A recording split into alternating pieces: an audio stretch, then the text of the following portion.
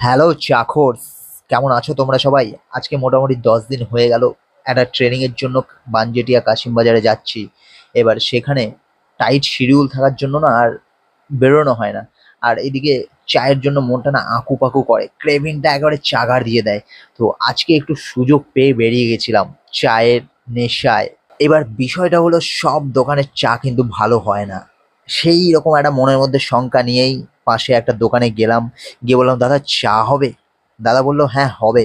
কিছুক্ষণ বসার পর দাদা যে চাটা বানিয়ে দিল, চায়ের চুমুক দিতেই হা হা হা হা, একবারে এ ক্লাস চা, এ ক্লাস বস।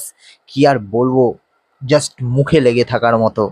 তো আমার এই ভিডিও দেখে আমার কোনো চাখর বন্ধু যদি এই দোকানে যেতে চাও, তোমরা কমেন্ট করে জানিও, আমি তোমাদেরকে অ্যাড্রেসটা বলে দেবো। আজকের মতো চললাম বস, আবার দেখা হবে নতুন কোনো ভিডিওতে। ততক্ষণ ভালো থেকো, সুস্থ থেকো, আর ভেজিটেরিয়ান বাবুকে সাবস্ক্রাইব করে পাশে থেকো।